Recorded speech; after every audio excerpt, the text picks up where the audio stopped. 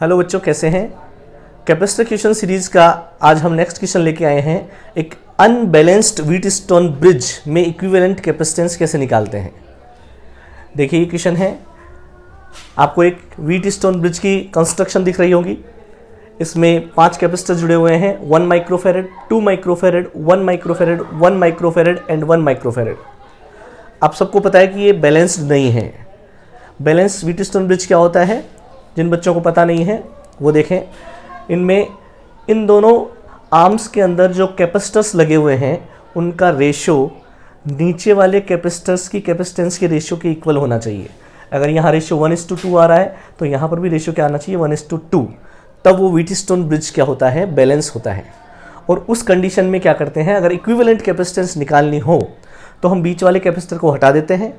उस केस में ऊपर वाले दोनों कैपेसिटर सीरीज में हो जाते हैं, नीचे वाले दोनों कैपेसिटर सीरीज में हो जाते हैं और ये दोनों लाइन आपस में क्या हो जाती है, पैरेलल हो जाती है। तो उस केस में हम इक्विवेलेंट कैपेसिटेंस आसानी से निकाल सकते हैं।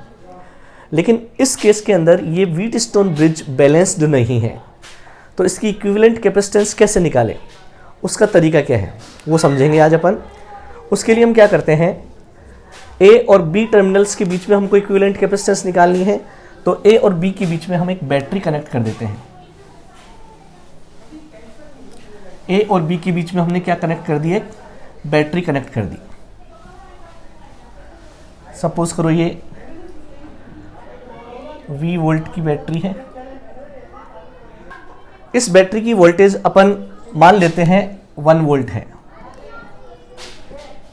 हम वैल्यू कुछ भी मान सकते हैं, उससे आंसर पर कोई इफेक्ट नहीं पड़ेगा, क्योंकि हम पहले भी कह चुके हैं कि कैपेसिटेंस जो होती है वोल्टेज या चार्ज पे डिपेंड नहीं करती है। ठीक है, तो यहाँ पर वोल्टेज आप कुछ भी मान लीजिए, आंसर पर कोई फर्क नहीं पड़ेगा। ये बैटरी 1 वोल्ट की है। इसका मतलब ये हुआ कि ये नेगेटिव टर्मिनल कहाँ जुड़ा हुआ है, बी पॉइंट पर। इस बी पॉइंट और पॉजिटिव टर्मिनल कहाँ जुड़ा हुआ है, ए पॉइंट पर। बी और ए के बीच का पोटेंशियल डिफरेंस कितना होना चाहिए, 1 वोल्ट होना चाहिए पोटेंशियल डिफरेंस। तो यदि मैं बी पॉइंट को 0 वोल्ट पर अज्यूम कर लूँ, बी पॉइंट को कौन से वोल्टेज पर अज्यूम कर लूँ, 0 वोल्टेज पर अज्यूम कर लूँ, तो हमारा ए पॉइंट कितने वोल्टेज पे आ जाएगा, 1 वोल्ट पे आ जाएगा। बी पॉइंट 0 वोल्ट पर और ए पॉइंट कितने वोल्ट पर आ गया, 1 वोल्ट पर। ठीक है, यहाँ पर देखो इस पॉइंट को हम कुछ ले लेते हैं सी और इसको ले लेते हैं डी। सी पॉइंट पर वोल्टेज कितना आएगा वो हमको पता नहीं, पोटेंशियल कितना आएगा, तो मान लेते हैं यहाँ पर पोटेंशियल कितना है, x वोल्ट, और यहाँ पर पोटेंशियल कितना है, डी पॉइंट पर y वोल्ट। हमने ए, बी, सी और डी चारों पॉइंट्स पर पोटेंशियल अज्यूम कर लिए। ठीक है, उसके बाद क्या करना है अब देखिए क्या होगा। बैटरी इधर से प्लस क्यू चार्ज प्रोवाइड करवाएगी सर्किट को। तो इधर से सपोज करो प्लस क्यू चार्ज चल रहा है और इधर से कितना है, माइनस क्यू चार्ज इसको प्रोवाइड करवाएगी। हमारा तरीका क्या रहेगा, हमें इस कंस्ट्रक्शन की इक्विवेलेंट कैपेसिटेंस निकालनी है।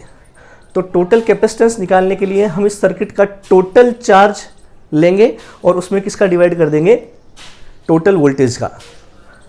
कैपेसिटेंस का फॉर्मूला क्या होता है, C = Q/V। तो इस सर्किट के स्ट्रक्चर के एंड्स पर हम कितना पोटेंशियल डिफरेंस प्रोवाइड करवा रहे हैं, V 1 वोल्ट। तो V की जगह तो 1 वोल्ट रख देंगे। और Q क्या है, इस सर्किट को मिलने वाला टोटल चार्ज, वो टोटल चार्ज हमको निकालना है। टोटल चार्ज आ जाएगा, उसमें V का डिवाइड करके C निकाल लेंगे, ये हमारा तरीका रहेगा। तो Q निकालने के लिए क्या करें, अब देखो Q निकालने के लिए क्या करें अपन, सर्किट का टोटल चार्ज कितना है, Q। ठीक है, हम यूँ देख सकते हैं, इधर से ये Q चार्ज आएगा तो दोनों कैपेसिटर्स पर आएगा, ये चार्ज दोनों कैपेसिटर पे डिस्ट्रीब्यूट होगा। या यूँ कह सकते हैं कि ये वाला चार्ज इन दोनों कैपेसिटर पे डिस्ट्रीब्यूट होगा। आप Q की वैल्यू के लिए इक्वेशन इधर से भी बना सकते हैं और इधर से भी बना सकते हैं। आसान किधर से रहेगा, इधर से, क्योंकि ये वोल्ट 0 वोल्ट है, कैलकुलेशन में आसानी रहेगी। ठीक है, तो हम इस Q की वैल्यू इस राइट साइड से निकालेंगे।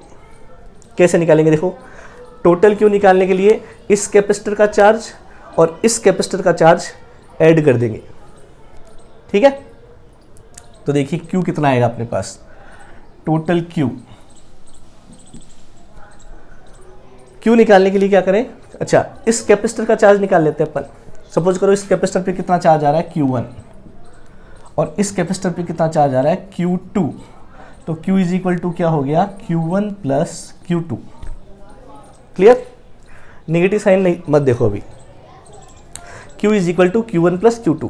इस कैपेसिटर का चार्ज Q1, इस कैपेसिटर का चार्ज Q2, दोनों को ऐड कर दूंगा तो ये टोटल चार्ज आ जाएगा। तो देखो कैसे करेंगे हम, Q1, इस कैपेसिटर का चार्ज कैसे निकालें, charge is equal to C into v. इसका C कितना है बेटा, 2, और V का मतलब पोटेंशियल डिफरेंस। इस कैपेसिटर की प्लेट्स के बीच का पोटेंशियल डिफरेंस कितना है, x माइनस 0 मीन्स x, तो 2 इंटू एक्स प्लस Q2 क्या है, इस कैपेसिटर का चार्ज, वो कैसे निकालें, Q is equal to C v. इसकी कैपेसिटेंस कितनी है 1, और इस कैपेसिटर के एंड्स का पोटेंशियल डिफरेंस कितना है, यहाँ पर y है, यहाँ पर 0 है, y माइनस 0y, तो 1 इंटू वाई, तो कितना हो जाएगा y। तो Q के लिए इक्वेशन आ गया अपने पास, Q is equal to 2x plus y. इसको हम इक्वेशन नंबर फर्स्ट नाम दे देते हैं। तो सर्किट का टोटल चार्ज निकालने के लिए हमने क्या किया, इन दोनों कैपेसिटर के चार्ज को ऐड कर दिया। चार्ज कैसे निकाला अपन ने, Q1 Q2 C into v से। क्लियर? अब हमको x और y की वैल्यू पता करनी है। अब x और y की वैल्यू कैसे पता करें, उसके लिए हमको दो इक्वेशन और बनानी पड़ेगी x और y की फॉर्म में। कैसे? अब देखो जंक्शन C पर देखो आप, at junction C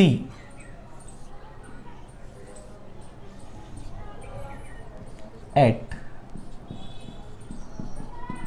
junction C, junction C पर हम क्या देख रहे हैं, ये जो तीनों प्लेट्स हैं, एक बार सोच के बताइए, क्या इन तीनों प्लेट्स का टोटल चार्ज 0 होना चाहिए?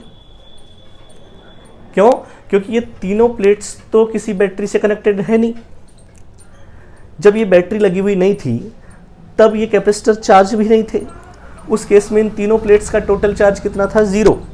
जब आपने बैटरी यहाँ पर जोड़ी तो सारे कैपेसिटर चार्ज हो गए। इसका मतलब ये तीनों प्लेट्स भी चार्ज हुई हैं अकॉर्डिंग टू चार्ज कंजर्वेशन, क्योंकि तीनों प्लेट्स का पहले भी टोटल चार्ज 0 था और बाद में भी टोटल चार्ज क्या होना चाहिए, 0। ये कॉन्सेप्ट हम यहाँ पर लगाएंगे। तो एट जंक्शन C इन तीनों प्लेट्स का अपन क्या कर रहे हैं, चार्ज निकाल रहे हैं। चार्ज निकालने का वही तरीका है, Q is equal to C into v. तो देखो एट जंक्शन C, पहले इस प्लेट के चार्ज की बात करते हैं, ठीक है। 1 माइक्रोफेरेड पर चार्ज की बात कर रहे हैं, तो चार्ज इज इक्वल टू क्या होता है, C इंटू वी। C कितना है इसका, 1 माइक्रोफेरेड, और V क्या है, इस कैपेसिटर की प्लेट्स के बीच का पोटेंशियल डिफरेंस। पोटेंशियल डिफरेंस कैसे लेंगे, x माइनस 1, x माइनस 1। तो इस कैपेसिटर का चार्ज कितना हो गया, C into V, 1 into x minus 1, Q is equal to C V plus. अब इस कैपेसिटर का चार्ज लेंगे अपन, again Q is equal to C into V. C कितना है 1, और पोटेंशियल डिफरेंस कितना हो जाएगा, x माइनस वाई, तो 1 into x minus y plus. अब कौन सा कैपेसिटर बचा, ये वाला।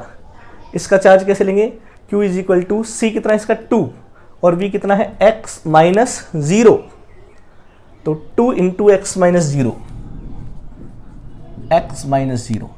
तो इन तीनों कैपेसिटर्स का चार्ज आ गया, मतलब इन तीनों प्लेट्स का चार्ज आ गया, वो टोटल कितना हो गया, 0 हो गया।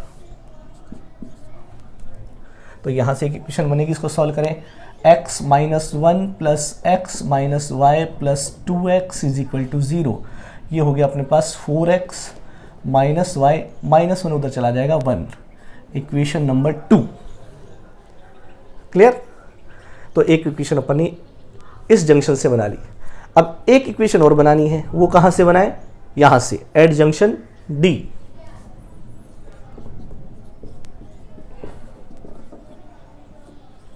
सॉरी, अगेन वही चीज रिपीट करनी है। इन तीनों प्लेट्स का चार्ज भी, टोटल चार्ज कितना होना चाहिए, 0, क्योंकि चार्ज करने से पहले तीनों ही न्यूट्रल थी। तो इस कैपेसिटर की इस प्लेट का चार्ज के लिए Q is equal to C into V. C कितना 1, और V कितना है y माइनस 1। C तो कितना है अपने पास 1, और potential difference y minus 1 plus. दूसरे कैपेसिटर का charge C into V, C कितना है 1, और potential difference y minus X, ये हो गया y माइनस एक्स, प्लस तीसरी प्लेट, इस प्लेट का charge Q is equal to C V, C कितना है 1 और पोटेंशियल डिफरेंस कितना है y माइनस 0, 1 y माइनस 0, ये कितना होना चाहिए 0 होना चाहिए। ठीक है, इससे इक्वेशन बना लो y minus 1 plus y minus x plus y is equal to 0। यहाँ से अपने पास हो जाएगा ये 3y minus x is equal to 1, equation number 3। Clear? अब देखो इक्वेशन नंबर 2 और अब देखो इक्वेशन नंबर 2 और इक्वेशन नंबर 3 से हम x और y की वैल्यू निकाल लेंगे। ठीक है, और x और y की वैल्यू निकाल कर फिर हम इक्वेशन नंबर फर्स्ट में रखेंगे, टोटल चार्ज आ जाएगा, टोटल चार्ज आ जाएगा, इस फॉर्मूले में रख देंगे, टोटल कैपेसिटेंस आ जाएगी। क्लियर? तो मैं इसको सॉल्व कर लेता हूँ, आप थोड़ा रेस्ट करो। हाँ तो बच्चों, इक्वेशन 2 और 3 को सॉल्व करने के बाद मेरे पास x और y की वैल्यू आई है। After solving equation 2 and 3 we get x is equal to 4/11 unit volt. x क्या माना था अपन ने? पोटेंशियल। एंड y की वैल्यू क्या आई है? 5/11 वोल्ट। x और y की वैल्यू निकाल ली। अब x और y की वैल्यू हम इक्वेशन नंबर फर्स्ट में पुट कर देते हैं। Putting values of x and y in equation first. Equation first क्या थी? q is equal to 2x plus y. q is equal to 2x कितना है? 4/11 प्लस y कितना है? 5/11। ये हो गया 2 4 जा 8 और 5 13/11। q क्या है? टोटल सर्किट का टोटल चार्ज 13/11 माइक्रो कूलाम। ये सर्किट का टोटल चार्ज आ गया। हमको क्या निकालना है? Total capacitance. Now c a और बी के बीच में टोटल कैपेसिटेंस निकालना है, इक्विवेलेंट कैपेसिटेंस। फॉर्मूला लगाएंगे C is equal to q by v. A b q कितना है अपने पास? 13/11 डिवाइड वी ए बी कितना लिया था अपन ने? 1 वोल्ट। तो हमारे पास वैल्यू आ जाएगी 13/11। C है तो माइक्रो फेरेड। तो A और B के बीच की इक्विवेलेंट कैपेसिटेंस कितनी आ गई पूरे सर्किट की? 13/11 माइक्रो फेरेड। तो ये अपना आंसर हो गया बच्चों। तो इस तरीके से हम अनबैलेंस्ड व्हीटस्टोन ब्रिज की कैपेसिटेंस निकाल सकते हैं। ठीक है, थैंक यू।